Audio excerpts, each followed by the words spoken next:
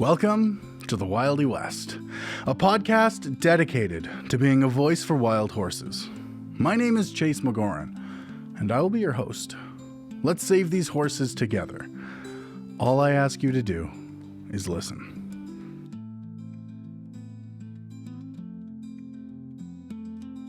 Welcome back to the second half of my interview with Wayne McCrory, a world-renowned biologist. His bio on his newly published science review for ZooCheck of the Alberta Feral Horse Framework describes Mr. McCrory as a long-practicing registered professional biologist in British Columbia, with a wide range of experience in wildlife research, environmental impacts, cumulative effects analysis, and management/conservation issues in Western Canada. He has headed numerous research projects, including on the Chilcotin free-roaming horses, mammal inventory in Yoho National Park, grizzly bears, black bears, western toads, mountain goats, Roosevelt elk, spirit Kermode bears, and other species. He is familiar with the ecology of the Alberta foothills, having mapped and studied grizzly bear habitat in Kananaskis country for 3 years with Dr. Stephen Herrero, and for producing a report for Alberta Fish and Wildlife on the history of the grizzly bear in K Country, Alberta. He was also a waterfowl researcher on the first environmental impact study of the Athabasca tar sands, Syncrude, and a wildlife researcher on a gas pipeline from Chief Mountain, Alberta to Trail, British Columbia. In 2015 and 2016, he carried out a professional review of feral horse management in Alberta for ZooCheck. Over the past 20 years, his research on wild horses in the BC Chilcotin has included field research on habitat use and response to wildfires, as well as genetic studies.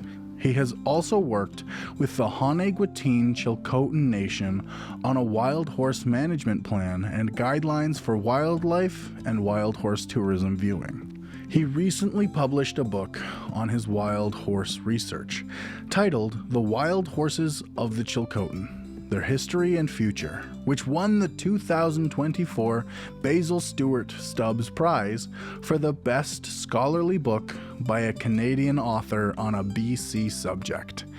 It was given a starred review by the US Book List for a work judged to be outstanding in its genre. He has produced over 100 wildlife reports, including a number of publications in peer-reviewed journals. He has produced or co-authored 3 reports on Chilcotin wild horses, and is a co-author of 2 peer-reviewed scientific papers related to wild horses. One on the diet of Chilcotin wolves, and the other on the spread of the domestic horse across the Americas, which won the prestigious 2024 AAAS Newcomb Cleveland Prize for Outstanding Contribution to Science. His accolades and expertise in the subject are without doubt. So now, I'd like to share with you the wealth of his knowledge and the depth of his insight on the situation faced by our wildies.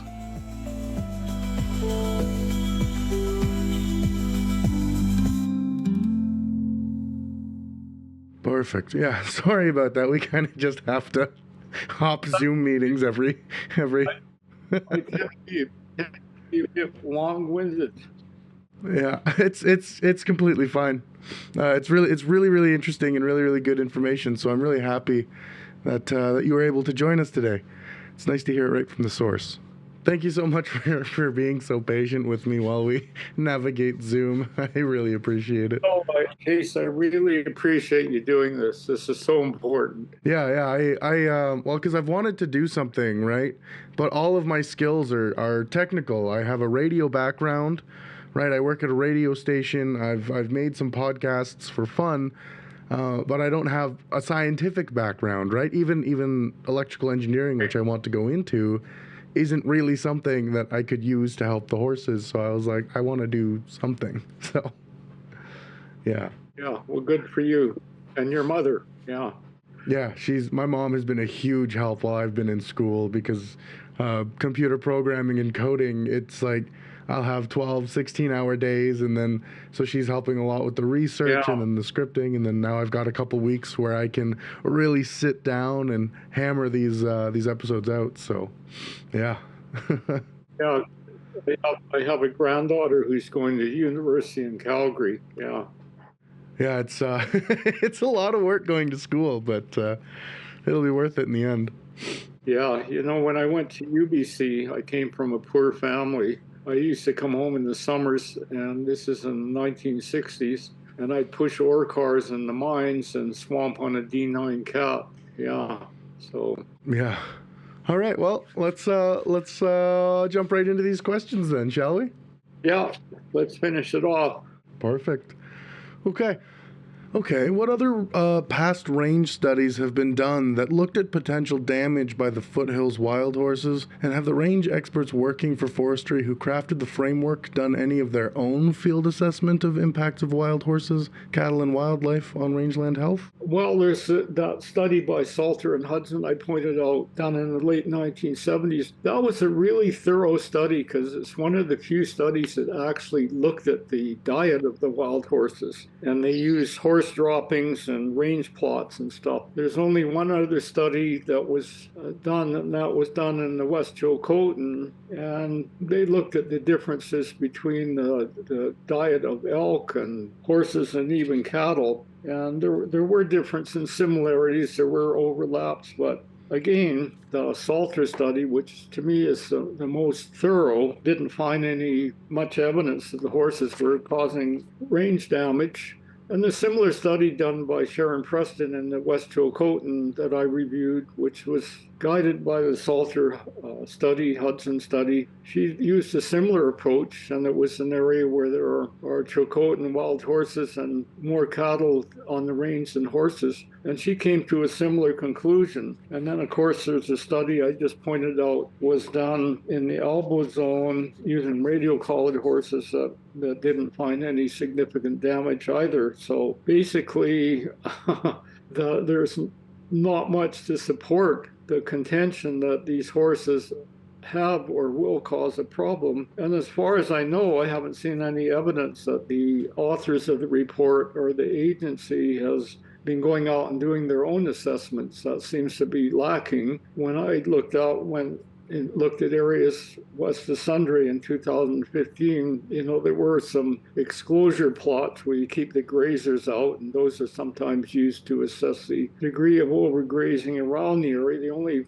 one or two I looked at, it was mostly cow droppings around the area outside. And at that time, what was interesting, I asked the head of the grazing agency, point me to areas where there's damage. I want to go look at them myself. I've taken range ecology courses. I've assessed a lot of wildlife habitat and so on, including some grassland areas. And she finally admitted before she retired that she couldn't point me to any. So the evidence just isn't there. So yeah, that's very interesting.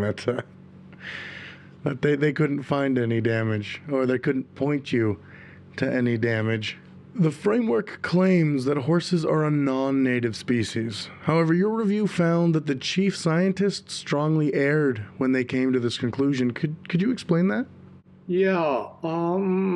What they really didn't look at is that the horse evolved in North America. North America is the birthplace of the horse as we know it today. And then, of course, they did go extinct, and there's some strong evidence that First Nations had relationships with what we call the late Pleistocene horse, which was primarily the Yukon horse and another species. That's the forerunner of today's horses. But they did survive after crossing the Siberian land bridge, and apparently there was some back and forth from what is now southeastern Alaska for a while. And there they were spread across Eurasia and domesticated and selectively bred into different breeds, such as the Spanish Iberian horses. And it was the Spaniards who brought the first Cortez on sailing caravans, horses kept loaded in slings and loaded on these caravels, and sailed across the Atlantic, sometimes having to be thrown overboard in what they now call the horse latitudes when the going got too rough.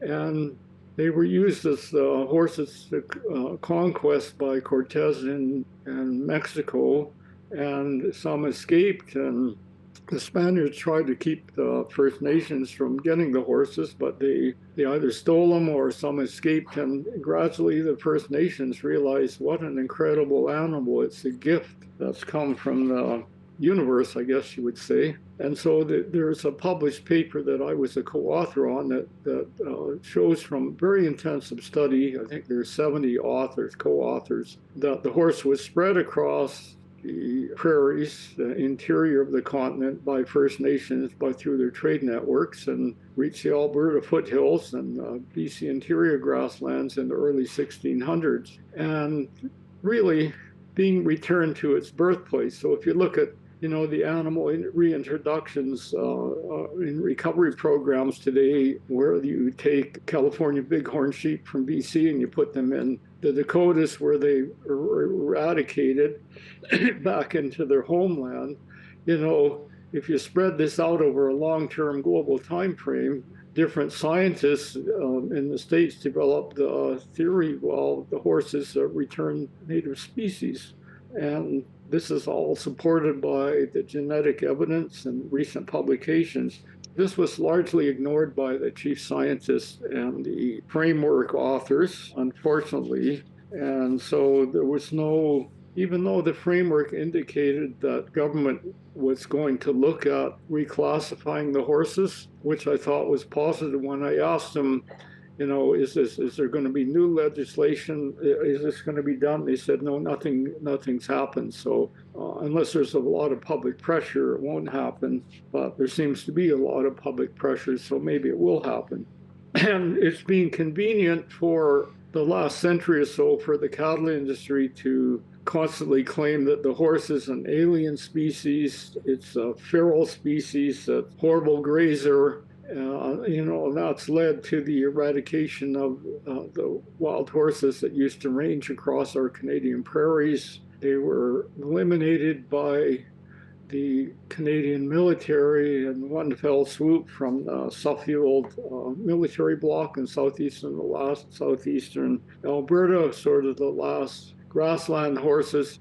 Some of those horses were likely originated from the original horses brought in by First Nations. So this sort of misclassification and scapegoating has gone on for a long time. And now we've learned from First Nations, a lot of studies, that a lot of that is false. It's not true. And these are wonderful heritage species that's been on the land of their birthplace for a long time, and require strong provincial and federal legislation that protects them as a unique heritage species, as a natural species. The horses of Sable Island, which isn't their native habitat, they're protected by Parks Canada under the National Park Reserve as a naturalized species, and they've been intensively studied by Dr. Phil McLaughlin at the University of Saskatchewan and his students and so on.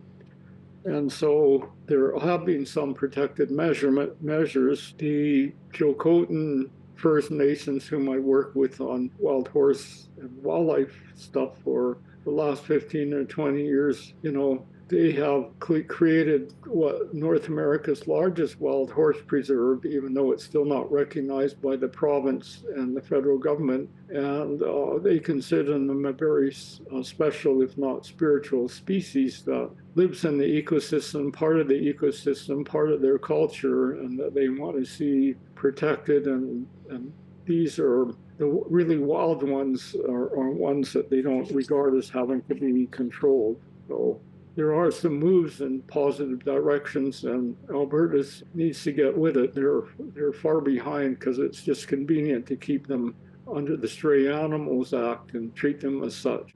Yeah, it's convenient to treat them. Exactly as you said. What is the difference between a feral, returned native, and naturalized species? Feral would be some of the horses on the ranches or farms next to the foothills, for example, or out in the Chilcotin on the First Nations reserves, whether it's a horse or a cow that breaks loose. And when my former partner and I had 5 riding horses, our horses would escape and be gone for weeks. And, and some of those horses probably exist along, the periphery of the ranch lands and the foothills along those boundaries. And they're domestic horses that recently went wild. The Chilcotin First Nations call them either halter broken or branded horses, and they treat them differently than truly wild horses. Wild horses, to me, are, you could call them a naturalized species, which is only used for the Sable Island horses so far that I'm aware of, are ones that have the core population through genetic studies like the ones out in the remoter areas in Sundre that research has shown have been, they're the original Spanish Iberian horses. That's their ancestry. They've been there for 400 years, and that's their birthplace. So they are truly a native species. And the other interesting thing is the Alberta government was a signatory to the International Union of Conservation of Nature decades ago, which includes the 1992 ICUN Action Plan for Wild Equids. This plan acknowledges the genetic uniqueness of feral equids or free-roaming equids as representing an important part of the planet's diversity and recommends careful considerations be undertaken. When you consider the genetic study done west of Sundre that shows those horses are really a returned native species, why isn't the Alberta government as a signatory of this IUCN feral horse or free roaming horse managed action plan, doing something about it, boosting up their protection and recognition? There was even a University of Calgary review that looked at the history and biology of Alberta free roaming horses and concluded that they might even be listed as a threatened species under our Canadian Federal Species at Risk Act. When I looked at this, they do meet some criteria, but not all criteria. But if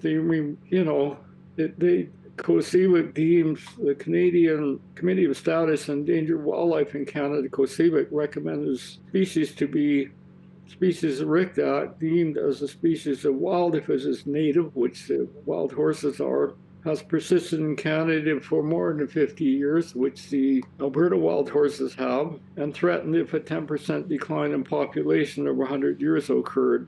That last piece, we just really don't have good baseline data from 100 years ago, but certainly the security of there's only 1,500, up to 1,500 wild horses at maximum in most years in the whole Alberta foothills. That's not a high number for genetic diversity and stuff. So there's another angle that needs to be considered by the government that comes right out of a University of Calgary study.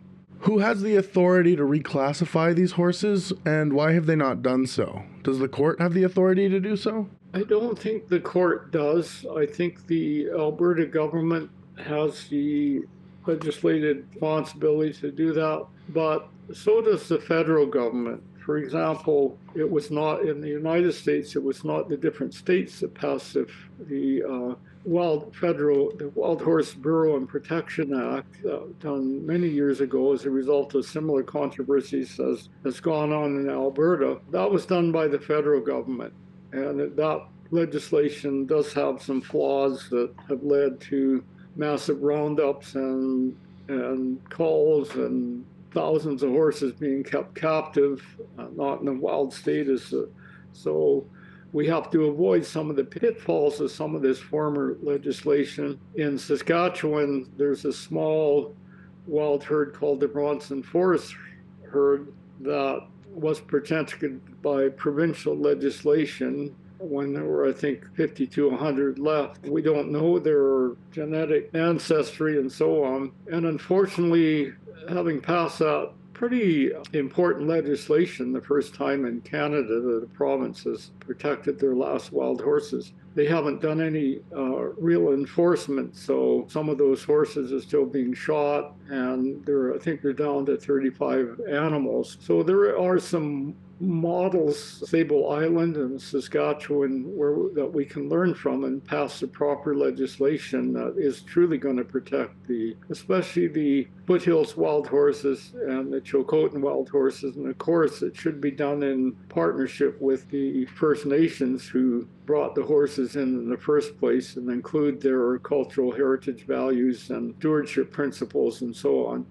Todd Loewen, Ministry of Forestry and Parks, has announced plans to cull 30 horses and dart 90 mares in the equine zones of the Elbow and Clearwater regions. The 2024 horse counts for the Elbow were 111, and Clearwater was sitting at 156. What effect do you think the culling and contraception of this number of horses in these sparsely populated areas will have on these animals? Well, I think darting that many horses with the contraception, that many mares, let's say, as has happened in the Pryor Mountain Wild Horse Refuge in Wyoming and Montana, which I've close touch with, and with the people there, where the main predation is mountain lions. They have a situation where there's been a year when they're still darting the mares to control the population so they don't get rounded up by the Bureau of Land Management. And the mountain lions have killed off most of the foals. So it's only a small population of 200 horses. And so, by messing around and playing God like this with such small populations of horses, which don't even meet the population levels for genetic diversity, even though there's some movement between those subpopulations, probably, it's a high-risk proposition that, if you look at the numbers, is really unnecessary. Because just let's say you do that, and next winter there's more wool preying on the younger horses, combined with a deep snow winter with cold weather and Chinook winds that freeze over the grazing areas in the foothills. I've seen it myself. What are you doing here? You're really threatening the population when the evidence shows they should just be left alone. So I think it's a huge mistake. It's a waste of taxpayers' money, a lot of money to be spent doing something when, again, there's no evidence to support that these horses are a problem. Yeah, absolutely. Will culling and contraception achieve the government's goal to reduce environmental damage and protect rangeland health? If not, then what should the government be doing to achieve this goal? It won't achieve the goal. When they did the call in 2015, claiming there was range damage, that was the same year that the FOI rangeland health reports were done. It showed at the same time they were doing the calls, most of the damage was not caused by wild horses, and this is localized damage, was caused by cattle and other factors, which the government really isn't addressing. So I agree that something needs to be done. Some of the damage to the riparian by off-road vehicle use is horrendous. It's been documented by the Alberta Wilderness Association. I'll guarantee you that there's riparian overgrazing in some areas by the cattle. That's a well-established problem with too many cattle out there. They travel in bigger herds and get into these riparian areas. I've seen it in the Chilcotin. So until those other more dominant impacts on this incredible grassland ecosystem are addressed, just darting wild horses and giving them up for adoption, or the more extreme measure of doing another cull, is just not going to help things. It's just like an illusion that we're doing something, in my professional opinion, that's not going to lead to results. The other thing they're not doing is, if they're going to do this, first monitor what damage you think the horses might be doing, and then after you do the removals, go back and monitor to see if it's having an impact. And most likely it won't show anything, but they're not even doing that.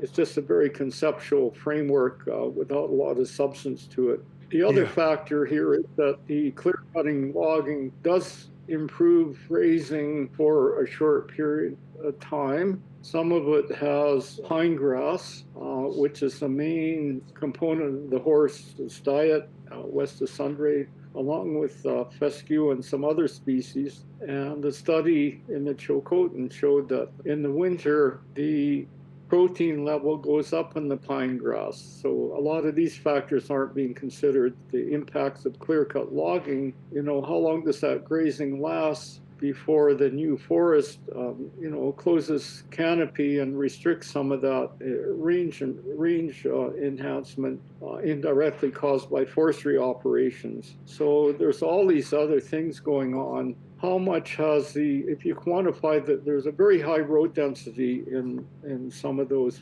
the foothills, I think, natural region, I think it's 4 kilometers a square kilometer of habitat, but don't quote me on that. The roads themselves, and I've looked at forestry operation in BC, it removes a lot of habitat that's never adequately quantified. So all kinds of things going on there that aren't being addressed while the horses are being blamed. And I guess that kind of leads me pretty good into my next question is, why should we care about these horses? I mean, I care, and obviously you care, but why should we care if someone wasn't already caring? Yeah, well, in a lot of my grizzly bear work in BC, I've been asked, well, why did they matter? Why should we protect them?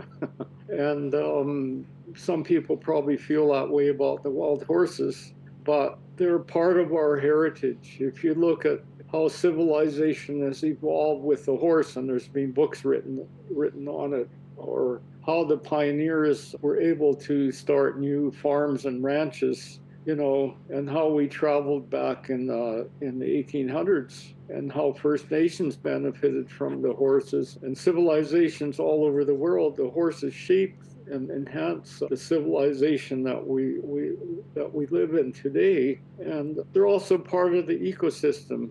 Plus, I think so many more people today now enjoy wild horses for what they are, for their wild spirits. And if you spend a lot of time with them, they symbolize the wild spirit that's in all human beings, whether we recognize it or not. And so from an ecological and cultural perspective, they're of high value to our existing society, to our future children. I want my granddaughters to grow up to be able to appreciate the Chilcotin wild horses and the wild ecosystems and so on. So so that's why we should protect them. And just like we need to protect the habitats for other species in the places like the wild horse habitat and the Alberta foothills, which is, from my field experience studying grizzly bears, is an amazing place, a real asset to all societies in Alberta.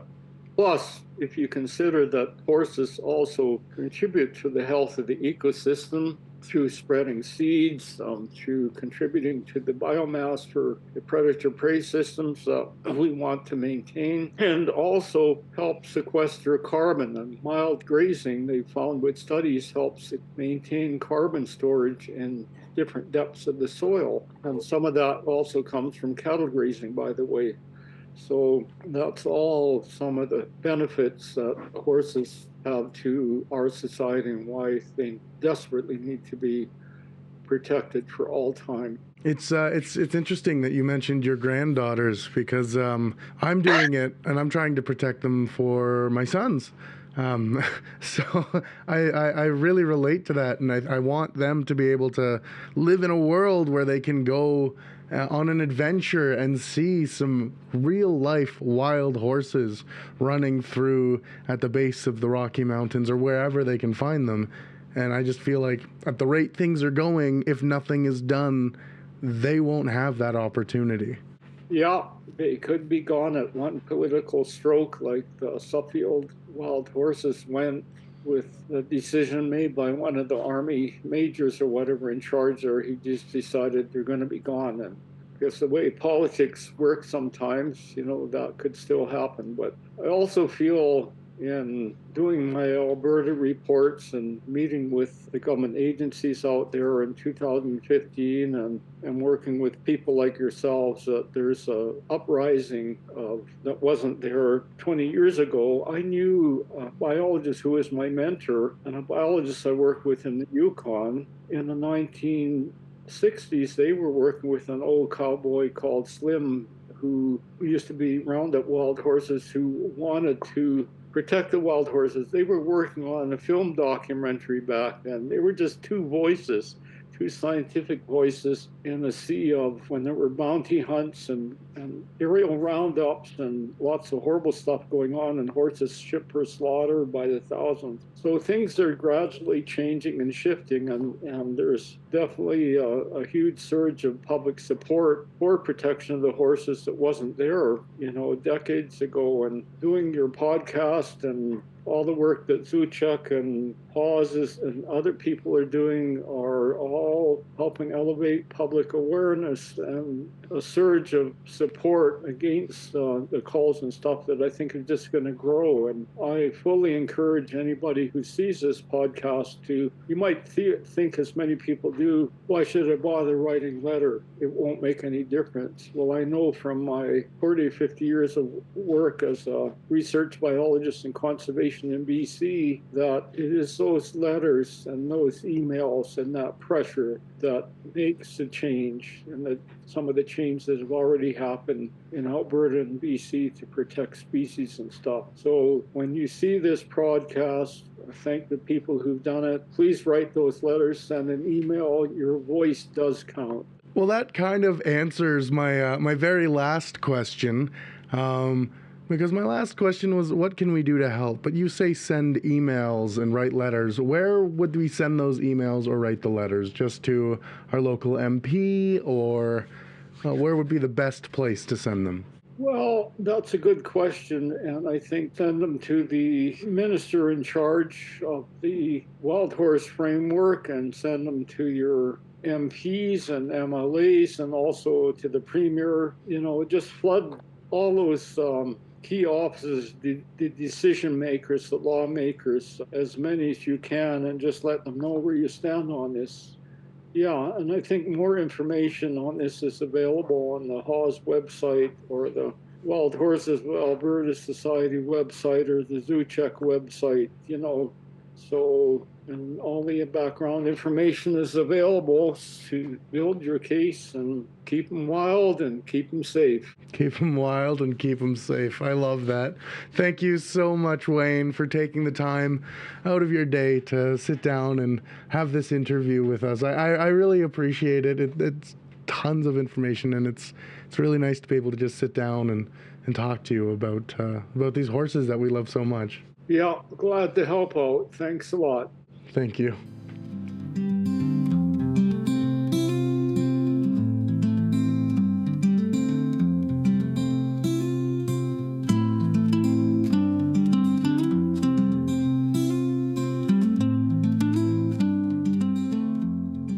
Thank you so much for listening to today's episode, the final part of my interview with Wayne McCrory. The amount of support we have received from you has really meant a lot, and it brings us closer to seeing these animals saved. A huge thank you to everyone that I was lucky enough to interview this season.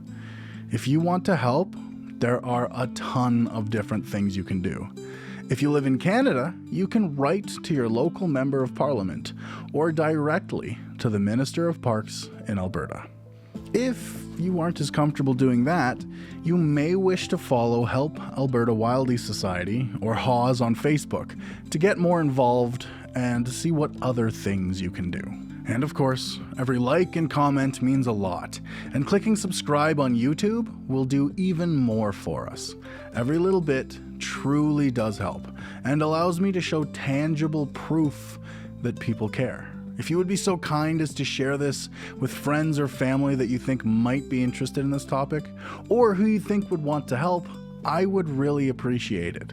If you would like to follow us on social media, you can find us on Twitter, or it's X now, and Blue Sky using the tag @TheWildyWest. For any business inquiries, please contact us at thewildywest@gmail.com. Next week, I will be interviewing Brian DeCock, a professional agrologist. I'm your host, Chase McGoran. Thank you once again for listening to the Wildy West.